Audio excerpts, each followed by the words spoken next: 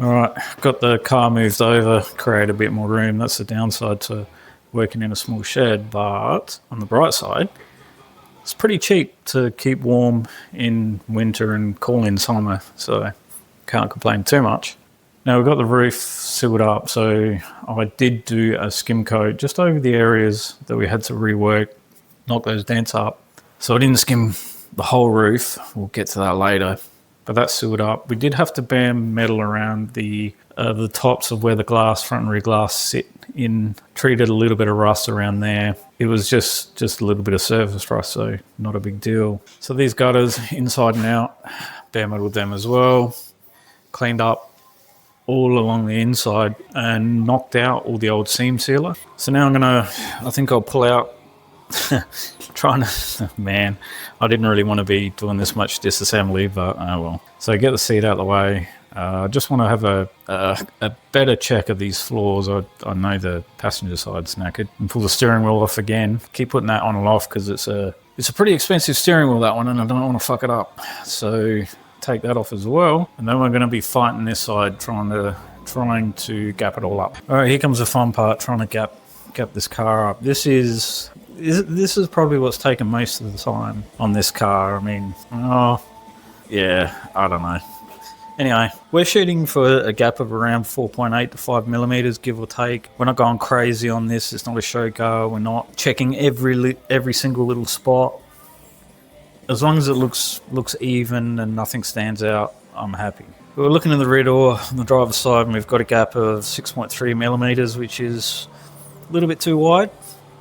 And it tightens up quite a bit around the dog leg, so we'll have to do something about that. If we move forward to the front and rear doors, we've got an average gap of about 8.3 millimeters, so that's a really big gap. And all the way down to the front, we're averaging roughly 5.9. So we got a bit of work to do. So we're going to work on the back door. We'll start on the back door, work our way forward. And the plan is to get these doors in a position where I have to do the least amount of welding possible. So we're going to start here, work our way down, and I can already see an issue. Because if we look down here, we've got, so you can see the sill panel on the door. We need this to line up, like for this door to line up with the sill panel.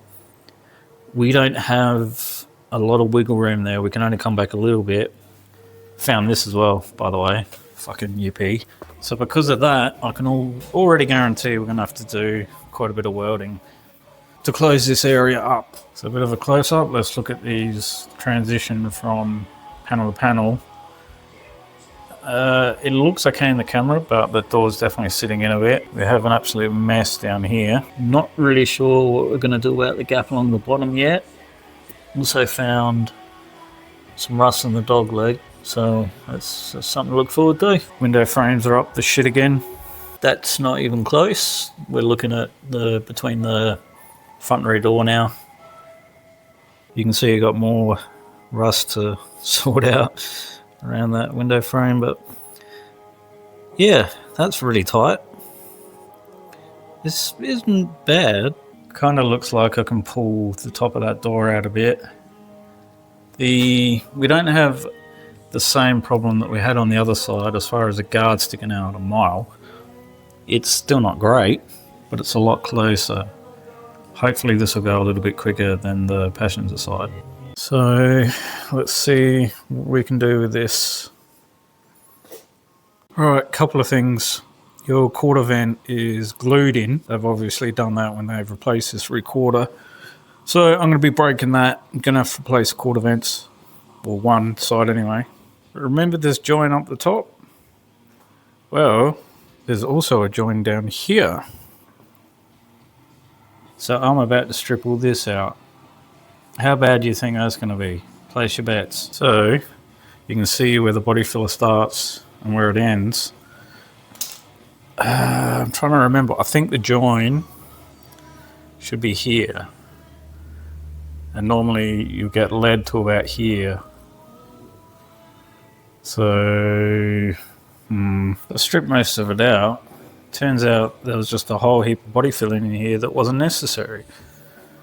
This joint isn't all that bad. I mean, I still got to check a few things, but the body filler was back here, and it was thick. It was really thick through here. A little bit concerned about this though. Look how thick that is there. So anyway, take that out.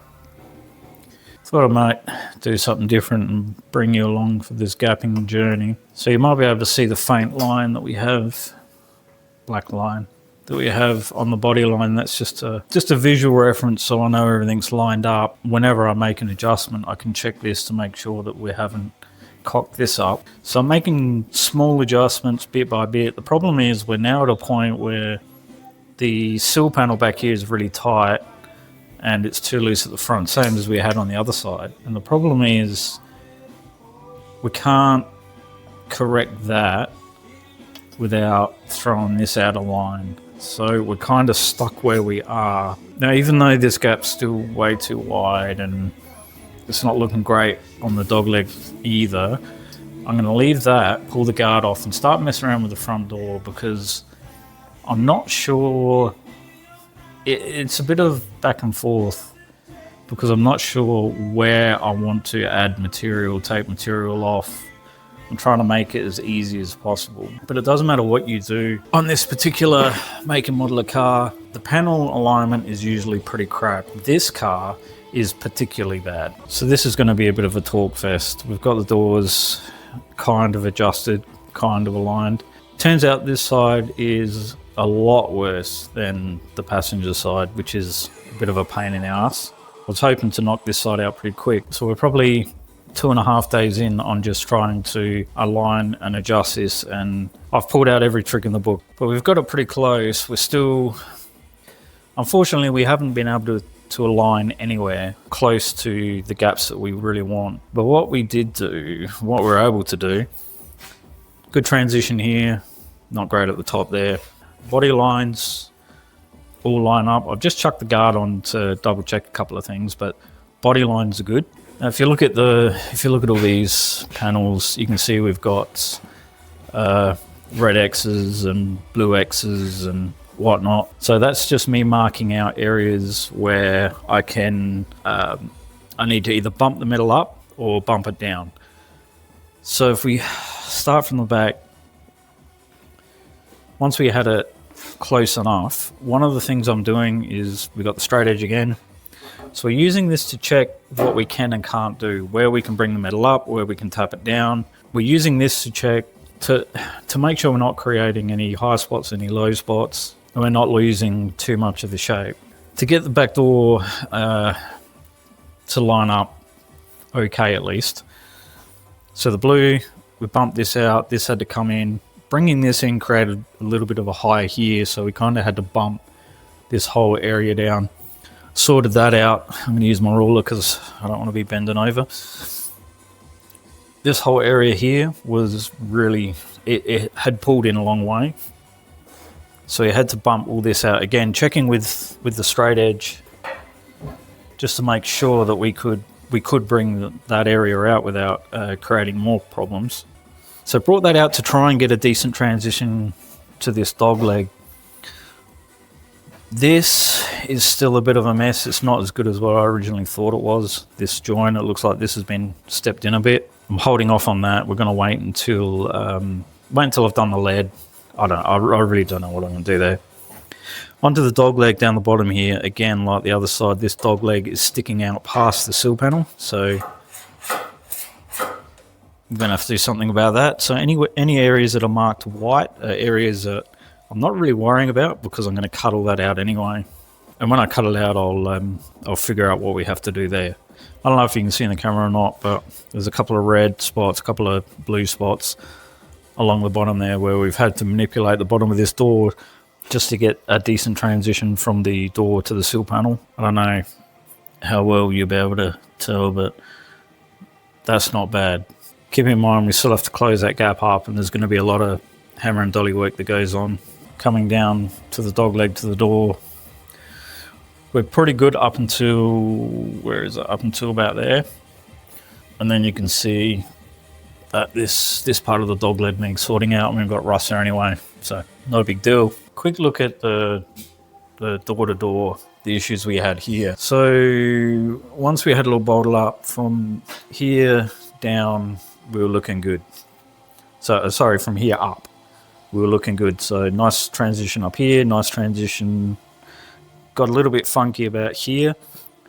Along the bottom, from about there down, again, all lined up, nice transition. We had a decent transition to the sill panel. The cowl was all sorted out, the door to the cowl panel. But the problem we had, the actual body line was sticking out. I think it was 6-7 millimeters at its worst point, and its worst point was right there. We got it fairly close up until about there. Now the next morning I come out and I kept working on it today. We got it closer again. We still have an issue here. So we're still about,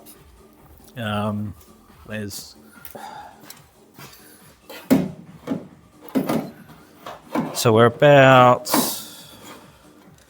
it's only a millimeter or two, but it's still, it's not great. Now we are completely maxed out on this side. We cannot pull this out any further. I haven't really checked this morning, but we might be able to knock this in a little bit. I don't really know. I don't know how this is going to turn out, but I'm actually surprised that I haven't killed this door yet with the amount of bending and twisting and bashing that I've done so far.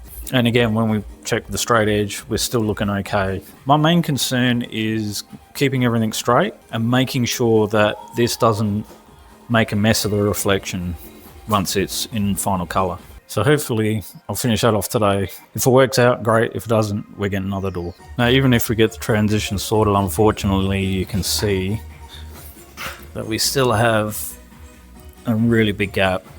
So we're going to have to close that up. And unfortunately, we're pretty much out of adjustment. Once again, got a bit to get through, but we finally got the doors bolted as well. We got them to a point where it's somewhat workable. We got the bottom of the door, front door lined up with the sill panel. We got the front door to cowl all sorted. It's as close as we could get anyway. So once we had all that done, we were fighting the transition of from the front door to the rear door. Finally got that sorted. That was a hell of a lot of work. Unfortunately, we were still left with a huge gap. So we had to add material from here pretty much all the way up on this door to about a 9-inch or 2 down from the very top of that window frame. So out of the material and then shaved all that back. So we now have a decent gap in between the front and rear door. And if we look at the rear door, what do we do to that? So we had to add a little bit of material here, not a lot, on this back door, and then shave it down again to get this gap right. Transition's good, so happy with that. This part of the door was sitting really close to the dog leg, so we had to file that down, shave it down to get it close to where we wanted it, weld it up, and once again file that down. So the gap sorted from the rear door to the dog leg. You can see we finally got the lead in. That took a while, but that's more because of, well, I don't get to do it a whole lot, so I'm pretty slow when it comes to lead wiping these joints. But I used the lead around this area for the joint to the dog leg. You remember we had a massive gap through here, so I've used the lead to reshape this area so we have a decent gap along here, and I was able to get that gap without having to weld onto the door itself. So that's sorted. What else? So if we look at the bottom of this dog leg, you can see we've cut this out now. That's where that rust was. Turns out all this inner structure was actually coming out past the sill panel. That's why this dog leg stuck out so far.